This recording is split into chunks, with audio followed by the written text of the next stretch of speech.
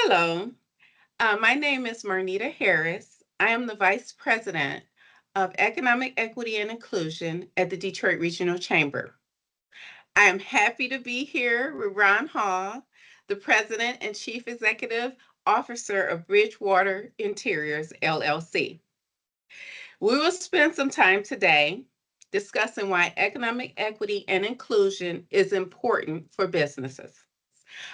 I wanted to open with you taking a moment to talk a bit about you and your background. I'm born and bred here in Detroit, Michigan. I'm a fourth generation Detroiter and graduated from Detroit Public Schools, Detroit Cass Tech, and then on to 8 years of military service. First 4 years at the Federal Service Academy for Army Officers at West Point, New York, and then as a field artillery officer in the 1st Cavalry Division in what was then Fort Hood, Texas, but is now Okay. Fort Moore, Texas. And one tour downrange in Kuwait at the tail end of the Persian Gulf War, and left service. And after that, law school back here at the University of Michigan, about 5 years of law practice at one of the large law firms downtown, and then in-house into automotive supplier world, and was in-house at Johnson Controls for a couple of years before I moved over to the operations side of the business, and then on to the Bridgewater Interiors joint venture here. And I've been here since 2007, so that's 17 years now, coming on Yes. 18 years. Well, great. First, I always say this like when I'm walking through anywhere and I see anyone who has served, thank you. Thank you for your Thank you service. very much. And it's a Especially Veterans the, Day today, so I yeah, that's especially what I was going to appreciate say, that today. especially today, Yeah. thank you. Thank you for your service. Um, I want to ask you, why does economic equity and inclusion matter to your organization and even to the Detroit region? What are your thoughts around that?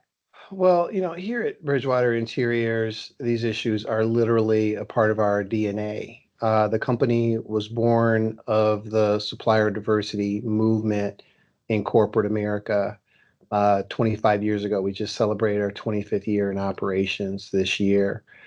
General Motors was the company's first customer, and I love to take opportunities to remind everybody that General Motors and the domestic automobile manufacturing industry here in the United States didn't just start supplier diversity for themselves. I mean, they were the genesis of supplier diversity in corporate America, period.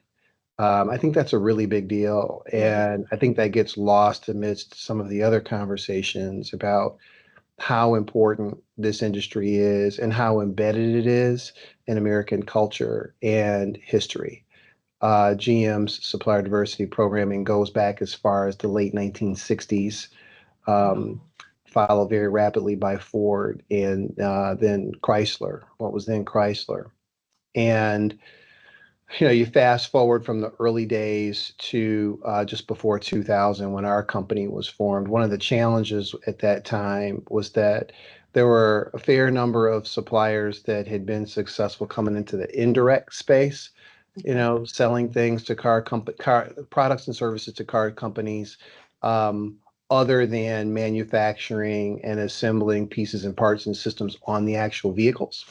Um, but that was a threshold, that a lot of people recognized needed to be crossed. And the whole idea of um, joint ventures between racial minority owned firms on the one hand and existing suppliers in the manufacturing space on the other, so that you could create and develop firms into the manufacturing space and the industry, really started with this company. And so it's I'm very proud, of having watched how far it's come in the quarter century since then.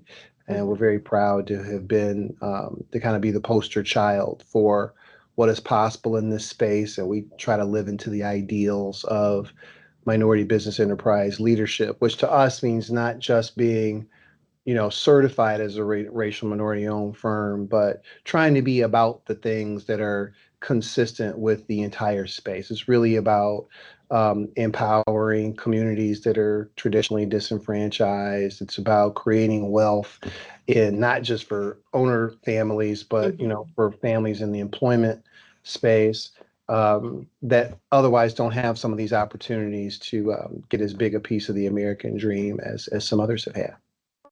And see So we're that all you, about it, in short, yeah. because we were frankly kind of created largely with that in mind, Mhm. and it means that our stakeholders have always looked to us to um, be leaders in the space, to be about it Mhm. and to walk the talk and to stand up for all things positive, where diversity and inclusion are involved or at issue. And so I kind of feel like in a lot of ways the rest of the business sector in this region has caught up to us in recent years Okay. because Yeah. we've kind of always been here. Yeah, and that's what when you said that that is something because I'm a lifelong Detroiter. Went to your if you think about high school, your one of your rivals, King. Okay. King High School, Martin Luther King High School. And that is one part of the big three story that doesn't get told a lot. So I'm glad you were able to share that. And we're going to be able to push that out and educate, the business community more on that. Yeah, I mean, Uh, when you just to interrupt a little bit, but just to no, it's drive the okay. point, I mean, you look at the Hmm. Billion Dollar Roundtable today. There's an organization called the Billion Dollar Roundtable, which Okay. is comprised of firms, as you know, that Hmm. spend at least $1 billion a year with diverse firms. Hmm. And today the roundtable is dominated by consumer products facing companies. Coca-Cola, Walmart, Hmm. Target, defense contractors, automotive Hmm. industry firms are on it. But, I'm still young enough to remember when it was just defense contractors And and home. automotive manufacturers. Hmm. That was a Hmm. much smaller list. And so, I think it's wonderful, again, the way, other sectors of the economy have kind of caught up and are embracing the importance of it's not just about making sure people are welcome in your stores or whatever, but making sure you're providing opportunities as Hmm. equally as you can for everybody, right down through the value chain of your business. So Which is it's a big, important, and you see it so prevalently, like when you go into the Targets where they have like, oh, you have startups and entrepreneurs saying, hey, I'm in Target this week, when they have that celebration and they can go down that aisle and see their product, especially from an adult to even little kids who are entrepreneurs and writing books and doing things and are able to see that. So it's a great thing. It's really a great thing. And I'm just have never thought about it the way you just put it, how it started so small and now how it has evolved into this great thing that is offering opportunity for so many people. right. So with that outlook and how you started and even moving to the point of where Bridgewater sits today, how has this mindset of inclusion, of economic equity and inclusion, how has that benefited Bridgewater with your practices and your initiatives? Well, I mean, I think it's allowed us to deliver for the stakeholders, right? Customers and others who have, you know, yes, they want to give us, they want good suppliers, who can, deliver strong, high quality performance to them, but they're also trying to be good corporate citizens. And, they want to support suppliers that are supporting their corporate citizenship. And so, we know here at Bridgewater that we punch above our weight in the community in terms of our civic engagement, our charitable giving. We know that the representation of all different kinds of people in our workforce is benchmark. Certainly, for tier ones in the industry, but I would argue, period. Um, we are very deliberate about people development here and developing people so that they can achieve and manage at all levels of the organization. I think Mhm. that we've been a little bit ahead of the curve from what I can see in my involvement in various business activities in that way.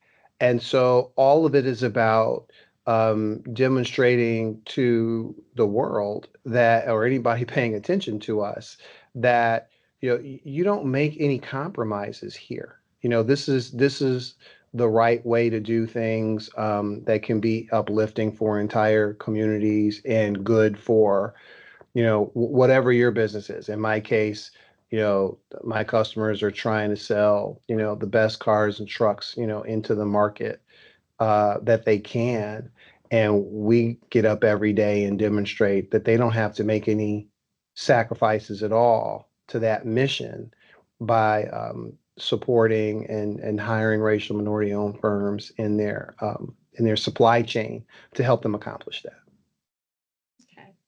So if we were to, and I'm not a person that always going, well, what's not there? What's not, but I wanted to ask this question because I feel like with your position in life and everything, your whole story of how you've your past, being in Detroit, being a military person, now leading an organization. And when we look at the whole scope of economic equity and inclusion initiatives, what would you say is missing, if anything, is missing in pushing this information out or getting folks to understand why it's important to business? I think consistent intentionality is what is missing. I think that this is still a space that still requires leadership from the top.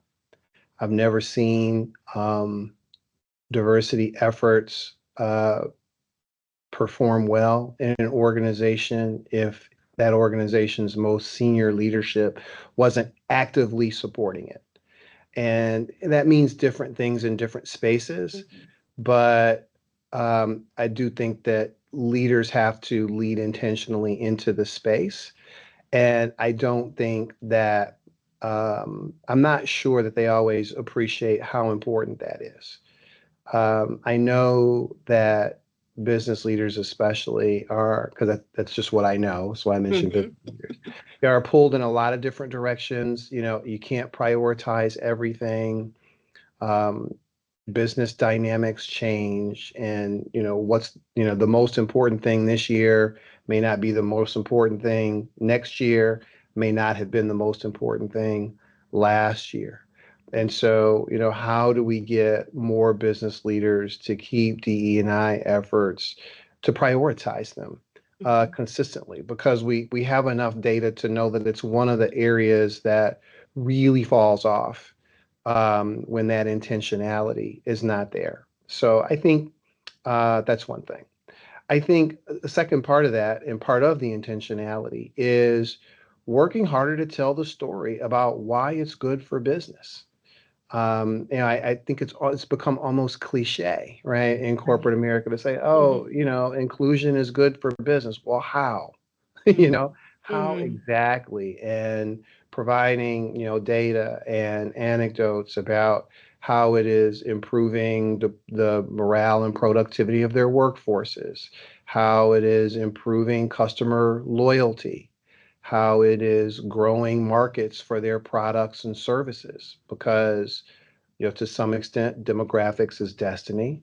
Right. The browning of America Mhm. is real, Mhm. and we are clearly going to leave more and more people behind in all kinds of ways if we aren't including them and in the expansion and growth sectors of the economy and the society. I think, frankly, that some of the extreme polarization that we see in the national politics today Mhm. is because so many people um, feel like they've been relegated to outsider status, Mhm. and so many people don't have.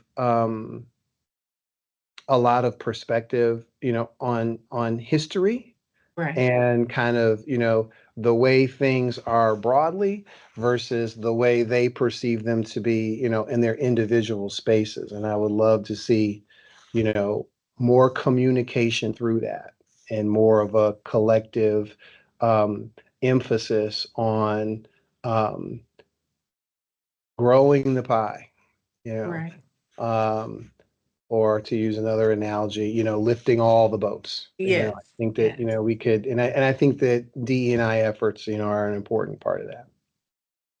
And then in closing, I come to you and what advice would you give me as a business leader, hoping to get more engaged in economic equity and inclusion efforts, whether it's for me a personal advice or for me as a business. I'm leading a business. Wow.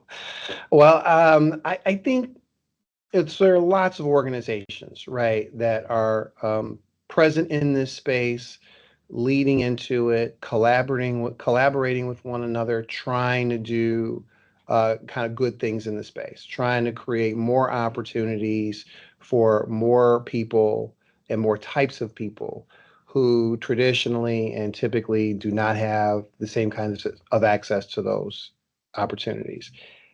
I would encourage you to get involved in those organizations, and I would encourage you to be, a personal champion in your sphere of influence, whatever it is.